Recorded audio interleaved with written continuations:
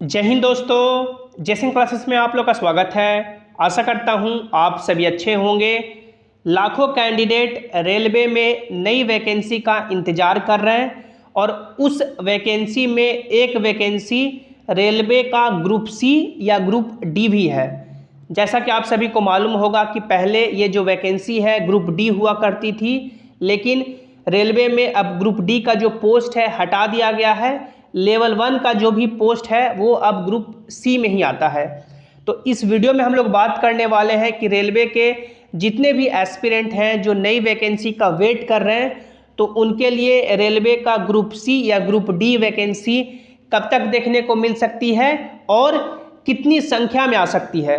क्योंकि इसका last vacancy railway में 2019 में 1,03,000 पोस्ट पे आया था। उसके बाद कोई भी इस पोस्ट के लिए वैकेंसी नहीं आई है और इस पोस्ट में लगभग लाखों की संख्या में वैकेंसी खाली है। बात करने वाले हैं कि कितनी वैकेंसी आ सकती है और मेरा जो सिलेक्शन इसमें हुआ है, तो आप लोग का सिलेक्शन कैसे हो सकता है, क्या परफेक्ट स्ट्रेटजी अभी से आपको अपनाना है ताकि एक सीट आप लोग अपने लिए पक्की कर सके। आप लोग को ऐसा लगता होगा कि 1 लाख वैकेंसी आएगी तो मेरा सिलेक्शन हो ही जाएगा। आपको मालूम होना चाहिए कि 2019 में जब 1 लाख वैकेंसी आई थी तो इसके लिए 1 करोड़ से भी ज़्यादा फॉर्म डाले गए थे। लगभग 1 करोड़ 20 लाख 30 लाख फॉर्म डाले गए थे। तो समझ सकते हैं कितना ज़्यादा कंपटीशन है। 1 लाख वैकेंसी और 1 करोड़ 20 लाख 30 लाख फॉर्म डाले जा रहे हैं। यदि आप लोग परफेक्ट स्ट्रैटेजी से मेहनत से नहीं पढ़ेंगे तो फिर पढ़ने वाले लाखों हैं और उसी लाखों में अपना वैकेंसी वो लोग ले जाएंगे। तो आपको अभी से जमकर तैयारी करनी है, क्योंकि वैकेंसी आपका कभी भी आ सकता है और एग्ज़ाम आपका कभी भी हो सकता है। तो यदि आप लोग चाहते हैं कि सालों से आप लोग रेलवे में मेहनत कर रहे हैं, अब सेटल होना चाहते हैं, तो अब आप लोग को डीपली पढ़ना होगा, डीप में पढ़ना होगा। वन लाइनर से काम नहीं चलेगा, कॉन्सेप्ट आपको सीखना होगा, तभी रेलवे में सिलेक्शन आपका हो सकता है। आप लोग देख सकते हैं मेरा सिलेक्शन ईस्टर्न रेलवे में हो चुका है और ईस्टर्न रेलवे का आप लोग कट ऑफ देखेंगे, यूआर का जो मेरिट लगा है वो लगभग 76 मार्क्स पे लगा है, जो अभी तक का मान सकते हैं इतिहास में सबसे ज़्यादा इस बार कट ऑफ गया है और मेरा यही सिलेक्शन हुआ है इलेक्ट्रिकल डिपार्टमेंट में। तो जो भी आपको यहाँ पे स्ट्रैटेजी आगे आने वाले समय में मिलेगी, जानकारी मिलेगी, वो बिल्कुल ऑथेंटिक होगी और सही होगी। तो आपको चैनल को सब्सक्राइब कर लेना है, वीडियो को लाइक करना है और जितने भी आपके फ्रेंड्स हैं उनके साथ शेयर जरूर करना है। सबसे पहले आप लोग ये देखिए कि रेलवे ने ऑफिशियली क्या बोला है कि उनके पास कितनी वैकेंसी खाली है। तो यदि आप लोग सभी पोस्ट को मिला देंगे, ग्रुप ए, ग्रुप बी और ग्रुप सी में ही आपका जो लेवल 1 का पोस्ट है जो पहले ग्रुप डी हुआ करता था उसी में अब आता है, तो टोटल आप लोग यहाँ पे देख पाइएगा दोनों यानी कंबाइंड करके लगभग 2.5 लाख वैकेंसी खाली है, जिसमें आप लोग यहाँ पे देख सकते हैं लाखों की संख्या में ग्रुप सी का वैकेंसी खाली है। इसमें कि आप लोग यहाँ पे देख सकते हैं 2,48,000 के समथिंग जो वैकेंसी ग्रुप सी पोस्ट में खाली है। इसमें आपका आरपीएफ का वैकेंसी खाली है, उसके बाद आपका एनटीपीसी का वैकेंसी खाली है, उसके बाद आपका एएलपी यानी कि असिस्टेंट लोको पायलट टेक्नीशियन का वैकेंसी खाली है और ग्रुप सी जो लेवल 1 है, ग्रुप डी जिसे हम लोग यानी पहले बोला करते थे, उसकी वैकेंसी खाली है। तो आप लोग ये मान के चले कि लगभग 1.5 लाख, ये 2.5 लाख में 1.5 लाख ग्रुप डी या ग्रुप सी की वैकेंसी आपका लेवल 1 के लिए खाली है। और यदि इतनी संख्या में वैकेंसी आती है, क्योंकि 2019 में जो वैकेंसी आया था वो चुनाव के पहले और अभी माहौल है जो सरकार के अगेंस्ट बन रही है, तो आप लोग मान सकते हैं फिर से एक कमबैक करने के लिए सरकार नई वैकेंसी बम्पर संख्या में घोषणा कर सकती है। और यदि ग्रुप सी, ग्रुप डी या लेवल 1 में 1.5 लाख 1.5 लाख वैकेंसी आ जाती है, तो आप लोग समझ सकते हैं आपके लिए एक सुनहरा मौका, गोल्डन अपॉर्चुनिटी हो जाएगा कि आपको सिलेक्शन इस बार किसी भी हालत पे लेना ही है। इसके लिए आप लोग यहाँ पे देख सकते हैं रेलवे ने एक नया नोटिस भी जारी कर दिया है कि इस बार जो आपका एजुकेशनल क्वालिफिकेशन मांगा जाएगा लेवल 1 के लिए, उसमें ITI या अप्रेंटिसशिप मस्ट कर दिया गया है, कंपलसरी कर दिया गया है कुछ पोस्ट के लिए। जो इम्पोर्टेंट पोस्ट है रेलवे में उसमें ITI और अप्रेंटिसशिप मस्ट कर दिया गया। आप लोग यहाँ पे देख सकते हैं जो prescribed minimum educational qualification level 1 के लिए मांगा जाएगा। सिविल इंजीनियरिंग में, मैकेनिकल में, इलेक्ट्रिकल में, सिग्नल एंड टेलीकॉम में और कैटरिंग विंग में वो 10th पास तो यानी मिनिमम होना ही चाहिए, प्लस अप्रेंटिसशिप जिन्होंने कर रखा है या जिन्होंने ITI कर रखा है वही भर सकते हैं।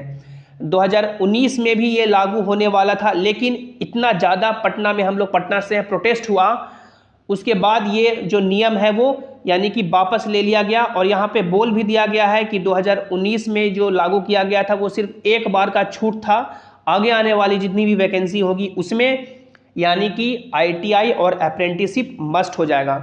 तो ये जो कुछ यानी डिपार्टमेंट है, जैसे सिविल इंजीनियरिंग हो गया, मैकेनिकल हो गया, इलेक्ट्रिकल हो गया, सिग्नल एंड टेलीकॉम हो गया या कैटरिंग विंग हो गया, इसमें मान सकते हैं ज़्यादा पोस्ट आते हैं और कुछ ही पोस्ट बच जाते हैं जो सिर्फ यदि 10th कर रखे हैं उनके लिए बच जाते हैं। आप लोग यहाँ पे देख सकते हैं जो वैकेंसी है नॉर्दर्न रेलवे न्यू दिल्ली का या किसी का भी आप लोग यहाँ पे वैकेंसी देखेंगे तो आपको यहाँ पे डिपार्टमेंट दिख जाएगा। जैसे यहाँ पे नोटिस में जो बताया गया है वो मैकेनिकल डिपार्टमेंट को इंक्लूड किया गया है, मैकेनिकल को इंक्लूड किया गया, इंजीनियरिंग, मैकेनिकल, स्टोर को यानी कि इंक्लूड नहीं किया गया है। तो स्टोर में जितने भी यानी कि पोस्ट है, जैसे कि असिस्टेंट डिपो का है, तो ये जो 3 पोस्ट आपको यहाँ पे दिख रहे हैं असिस्टेंट यानी कि डिपो का, इसमें जिन्होंने 10th सिर्फ पास कर रखा है वही यानी कि वो भी भर सकते हैं।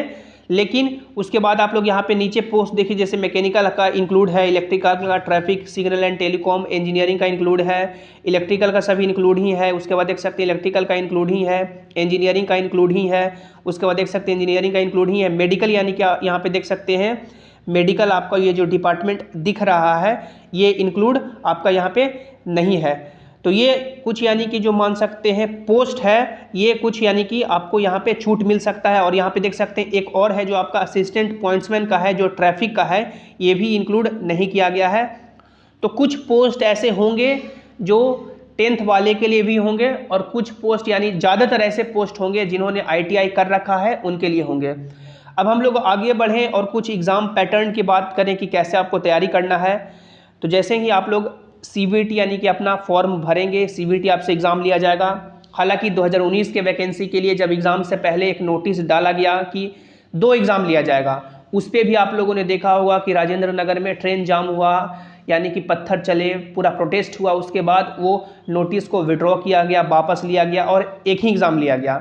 अब इसमें यह भी हो सकता है कि नई वैकेंसी के लिए शुरू से ही नोटिफिकेशन में बोल दिया जाए कि 2 एग्ज़ाम लेंगे, क्योंकि यानी मान सकते हैं कैंडिडेट करोड़ों में फॉर्म डालते हैं और वहाँ पे स्क्रीनिंग करना यानी कि छटनी करना एक बार में पॉसिबल नहीं हो पाता है। तो 2 एग्ज़ाम यदि लेते हैं तो फिर यानी कि मान सकते हैं कंपटीशन है जो और तगड़ा हो जाएगा। और ये मान सकते हैं 2019 से ही ये लागू करना चाहते थे, जो 2019 का वैकेंसी था, लेकिन प्रोटेस्ट के कारण एक ही एग्ज़ाम लिया गया। कैंडिडेट का ये मांग था या तर्क था कि आपको शुरू से ही नोटिफिकेशन में बताना चाहिए कि 2 एग्ज़ाम लेंगे। अब बच्चा तैयारी कर लिया है और अब बोल रहे हैं कि 2 एग्ज़ाम लेंगे, तो ये संभव नहीं है।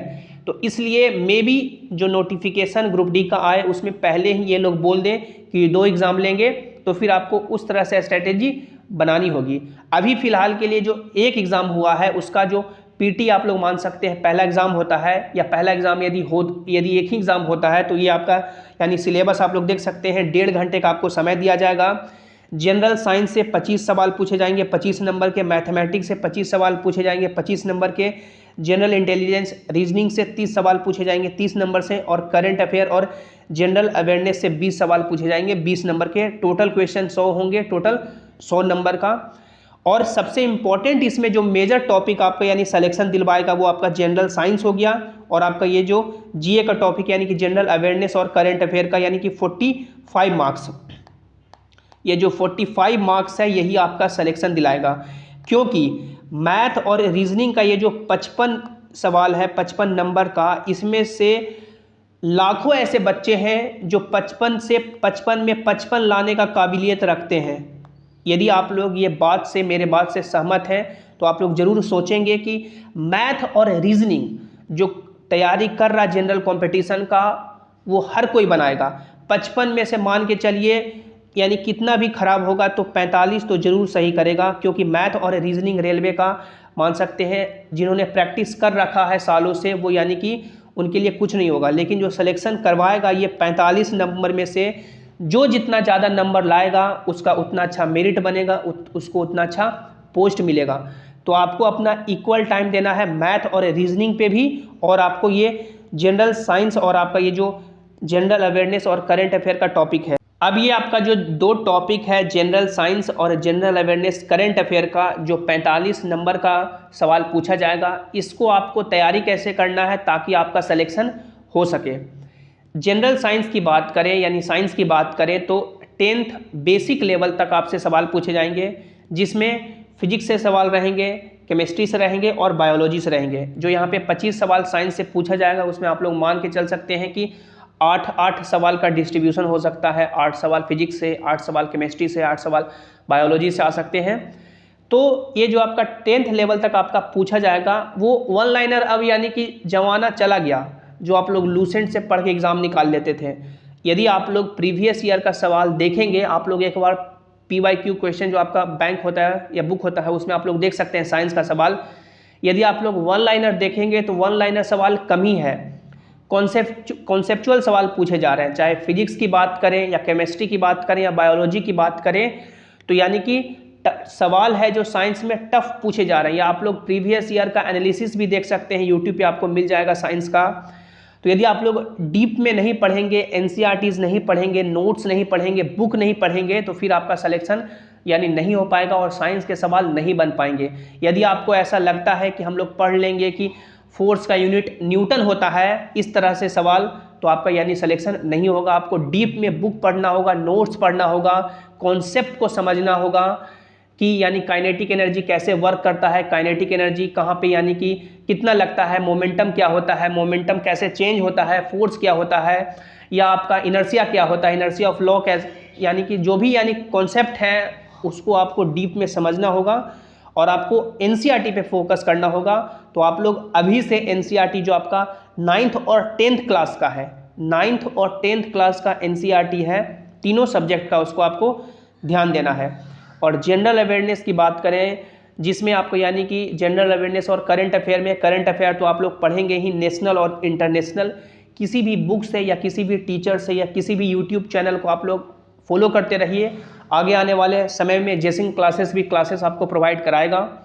तो करंट अफेयर तो आप लोग यानी किसी भी बुक से या किसी भी टीचर से आपको डेली यानी कि आधा घंटा देना ही है।